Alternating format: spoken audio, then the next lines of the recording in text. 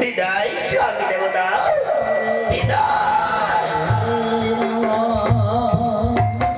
সরোজি, আমি তোমাকে বিবাহ করি রাজবাহাদে নিয়ে এসেছি। কিসের কারণে তুমি কি জানো? না, আপনি স্বামী দেবতা, আমি তো তোমার কথা কিছুই বুঝতে পারছি না। তুমি আমাকে প্রকাশ করে খুলে বলবে, তবে না আমি বুঝতে পারবো। সরোজি, আজ তোমার কাছে এমন একটা জিনিস চাইবো, তুমি আমাকে দিতে পারবে? আপনি স্বামী দেবতা, একটি বার তুমি আমাকে বলিতে দেখো যে আমি তোমাকে দিতে পারবো কিনা। তাহলে শোনো, আমি তোমাকে রাজবাহাদে বিবাহ করে নিয়ে এসেছি এই জন্য। তাই রাজ্যের প্রজারা আমাকে আটখুনি রাজা বলে আমায় ঘৃণা করে। তাই তো প্রজাদের কথা শুনতে শুনতে আমি পুরো ক্লান্ত হয়ে পড়েছি। তাই তো শুনেছি আজ তোমাকে বলে আশা করে বিবাহ করে নিয়ে এসেছি এই রাজবাহাদে। বলে শুনেছি তুমি আমার এই রাজ্য সভার মধ্যে তুমি আমাকে একটি পুত্র সন্তান দিতে পারবে কিনা? স্বামী দেবতা, তুমি আমাকে বিবাহ করে রাজবাহাদে নিয়ে এসেছ, তবে অবশ্যই তোমার এই ভালোবাসাটা আমি পূর্ণ করবো। বাহ, খুব সুন্দর কথা বলেছ। তোমার কথা শুনে আমার হৃদয় মন খালি জুড়িয়ে গেছে। তাই তো এই আনন্দের দিনে যদি থাকতো আমার রাজ্য সভার মধ্যে রাজ্যের সেনাপতি, তাই সমস্ত রাজ্যের দায়িত্ব তার হস্তে তুলে দিয়ে আমি নিজে তাই তোমার পাশে আমি সর্বক্ষণ থাকতাম, সুখ দুঃখের কথা বলতাম।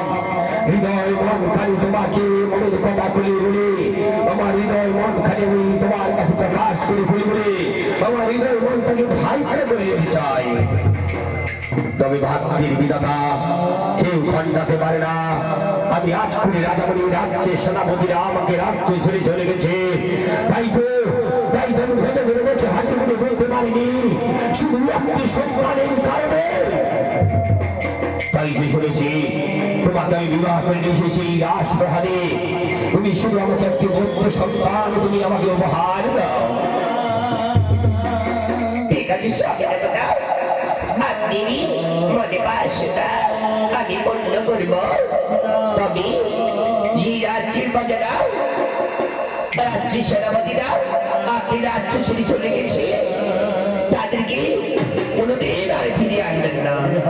আপনি রাজ্য সভার মধ্যে সেনাপতি দরকার, তো আমি সেনাপতি এনে দেব। শুধুমাত্র আপনি আমাকে অনুমতি দিন, আমি যেন এই কথাটি আপনাকে খুলে বলতে পারি। এমনই কি কথা বলবি? নির্ভয় আমাকে প্রকাশ করে খুলে বলে শুনেছি। আমি স্বামী দেবতা, কিছু মনে করবে না তো?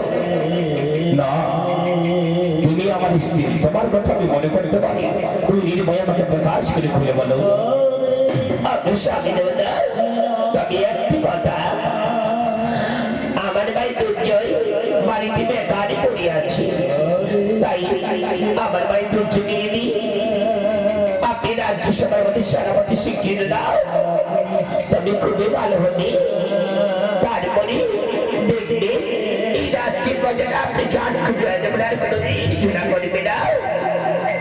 বাহ, এই কথার জন্য আমার অনুমতি নিতে হবে আমার কাছে। বেশ, আমি তোমাকে অনুমতি দিলাম। যাও, তোমার ভাই দুর্জয়কে শাসন মানে নিয়ে সবাই রাজপাহাড়ে তোমার ভাই দুর্জয়কে বানাবো আমি এই রাজ্যের সেনাপতি।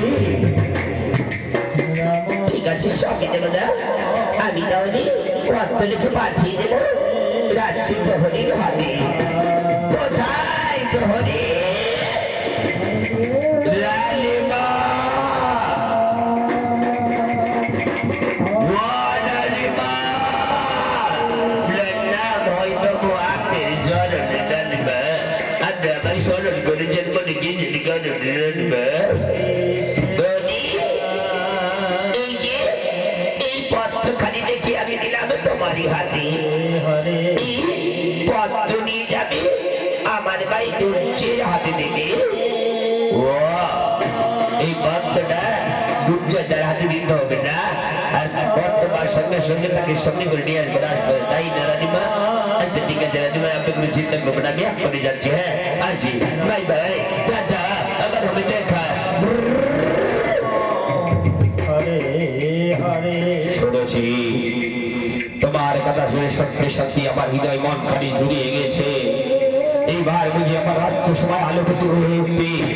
তাই তো আজ বিলম্ব না করে চলে যাই আমরা কুটির বাঙ্গনে। সেই কুটির বাঙ্গনে গিয়ে আজ আমাদের ফুল সজ্জা রাত। এই ফুল সজ্জা রাতে আজ মনের বাসর আমার বন্ধ হবে। ঠিক আছে স্বামী দেবানা, চলো আমি মনে প্রার্থনা করেছি, চলে যাই। এসো।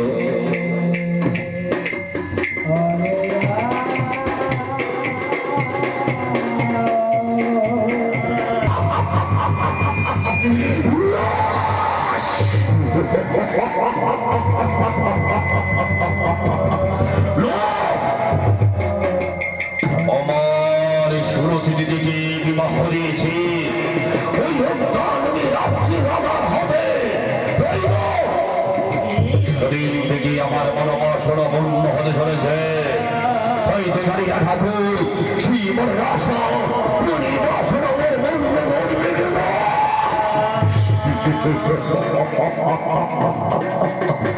অথবায় বলে না শ্রবণে নামা ভরে ধৈর্য ধরে থাকলে কৃষ্ণকে লাগাল নয়। একদিন উত্তর লোকের রাজ্য প্রজা আমার এই পিতাকে অপমান্য করে রাজ্য থেকে বের করে দিয়েছিল।